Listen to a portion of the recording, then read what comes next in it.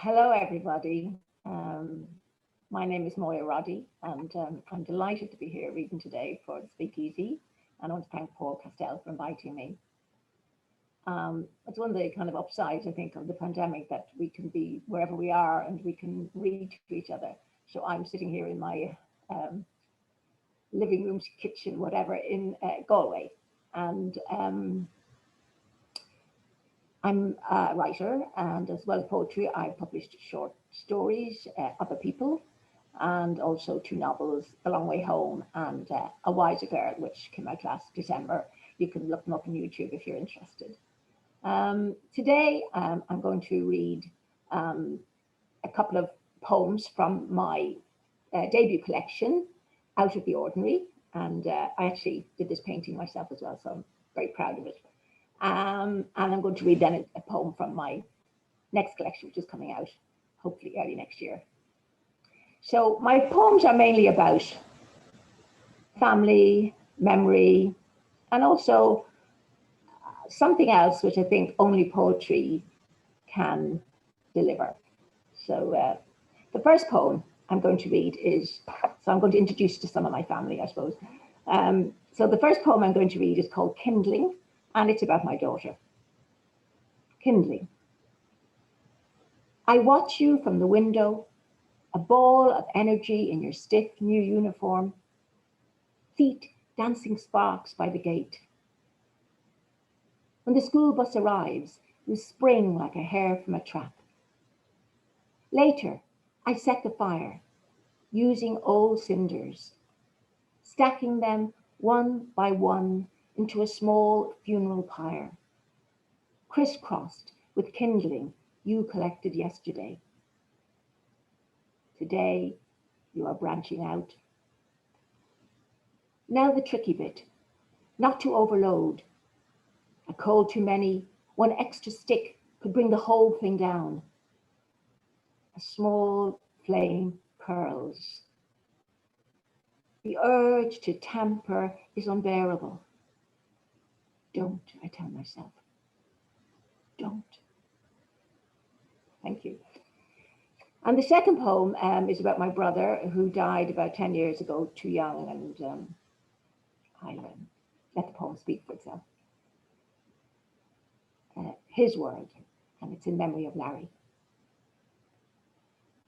He was always talking birds, gannets, fulmars, shags, pointing out the telltale white flash of the wheat ear, red beak and legs of choughs, their distinctive call, a kestrel anchored to the sky. Once he convinced me to lie for hours in the harsh marram grass, waiting for Manx shearwaters to stream into Boffin, bodies skimming the ocean, wings blotting out light. There was always a pair of glasses around his neck or resting on the dashboard. Although I loved my brother, I envied him his freedom. That male prerogative to wander at will, on nothing more than the rumour of a stork blown off course. Like Icarus, he flew too close to the sun, died before his time.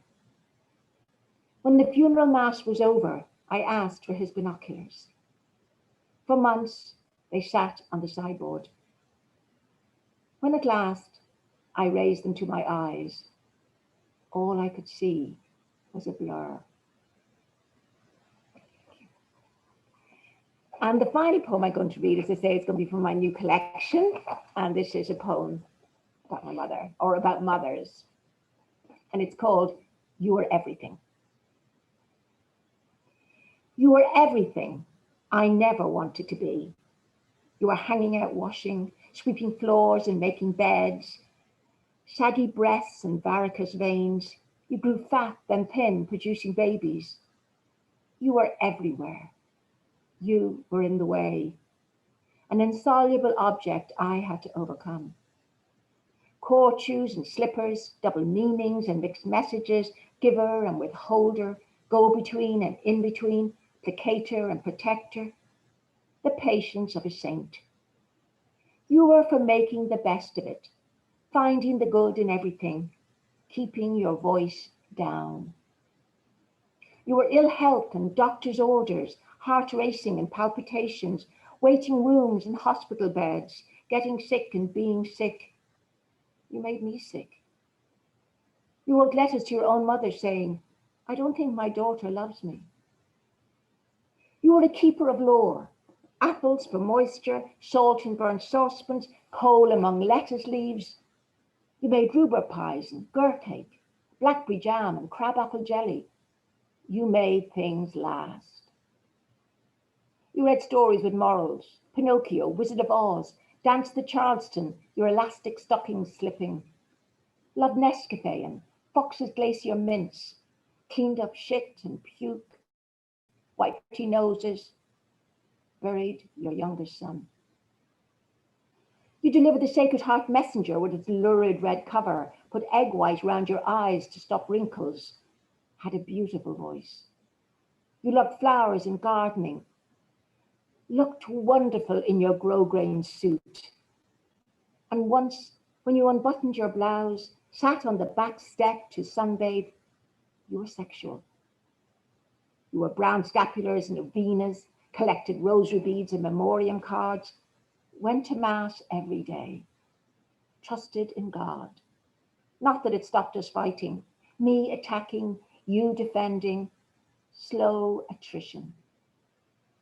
You loved your sons more than your daughters. Had your own version of reincarnation, hoping to come back as a snake or a flower. I don't think I ever thought of you as a person.